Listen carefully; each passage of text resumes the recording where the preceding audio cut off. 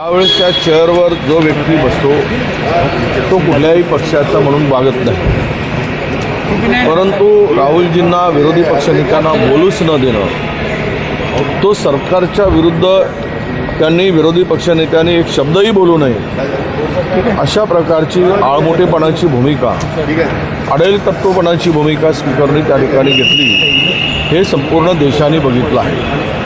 आणि त्यामुळे आज मला वाटतं की विरोधी पक्षांना जर संविधानाने घटनेने ते संविधानिक पद असताना त्या पदाला जर न्याय देण्यासाठी महाराष्ट्रात देशातील 125 कोटी लोकांना न्याय देण्याची भूमिका ही सत्ताधारी पक्षाबरोबर विरोधी पक्षाची असते. आणि अशा वेळेस पूर्णतः एकतर्फी कारभार त्या ठिकाणी चाललेला होता आणि त्यामुळंच त्यांच्या विरुद्ध हा प्रस्ताव विरोधी पक्षाला आणावं लागला. शेवट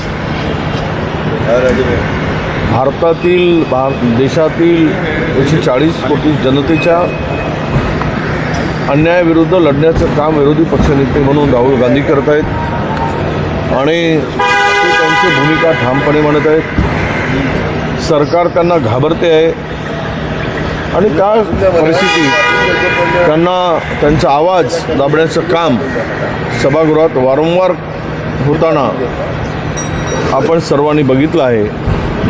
त्यामुळे काय होईल ते होईल, परंतु ओम बिर्लाजींची भूमिका ही मात्र पक्षपाती भूमिका आहे हे आता लपून राहिलं नाही. त्यासाठी त्या ठिकाणी अविश्वासाचा प्रस्ताव आणला.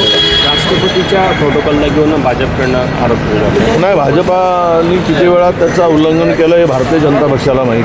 त्याचा खुलासा ममता बॅनर्जींनी दिलेला आहे. त्या संदर्भात अधिक बोलण्याची गरज नाही असं मला वाटतं. तिसरा आठवडा आहे अधिवेशनाचा. नाही, अधिवेशनाचा तिसरा आठवडा आहे. संख्याबळ कमी जरी असलं तरी आज पाहतो आहे मी त्या ठिकाणी आता बजेट झाला.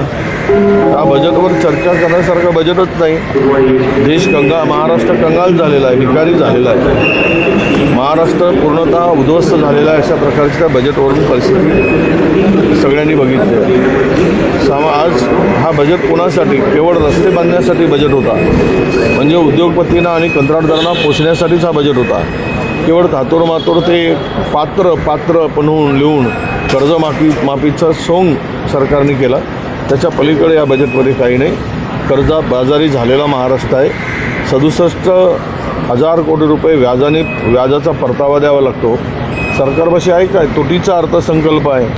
मागच्या वर्षीच्या तुलनेत भांडवली खर्च हा फक्त 12,000 कोटींनी वाढला. याचा अर्थ असा आहे की महाराष्ट्राची अधोगती ही झालेली आहे आणि होत आहे हे आता लपून राहिलेलं नाही. बिनविरोधी झालेली आहे. विरोधी पक्षनेत्यांना मला आता त्यांना जर भीतीच वाटत असेल विरोधी पक्षनेता त्या ठिकाणी सभागृहात बसूच नाही. सत्ताधाऱ्यांचं जे काही पाप चाललेलं आहे, महाराष्ट्राची लूट चालली आहे, कमिशनखोरी चाललेली आहे, यामध्ये त्यांना विरोधी पक्षनेत्याच्या खुर्चीवर विरोधी पक्षनेता दिसता कामा नये ही जर भूमिका असेल आणि त्या पद्धतीनं त्यांनी ठरवलंच असेल तर मला वाटतं की ते करणार नाहीतर थोडी जरी लोकशाहीवर संविधानावर यांचा विश्वास असेल तर मात्र ते केल्याशिवाय राहणार नाही. परंतु मला वाटतं की हे सरकार संविधानावर विश्वास ठेवून चालणार नाही अशी त्या सरकारची भूमिका आहे. भारत तिसऱ्यांदा वर्ल्ड चॅम्पियन झालेला आहे. काय शुभेच्छा आहेत. आज भारत हा क्रिकेटमध्ये T20मध्ये वर्ल्ड चॅम्पियन झाला. कालची मॅच सगळ्यांनी बघितली. म्हणजे आम्हाला वाटत होतं की फार अटीतटीची ही मॅच होईल, परंतु एकतर्फी ही मॅच झाली. पूर्ण भारतीय टीमचं, क्रिकेट टीमचं मी मनापासून अभिनंदन करतो, शुभेच्छा देतो.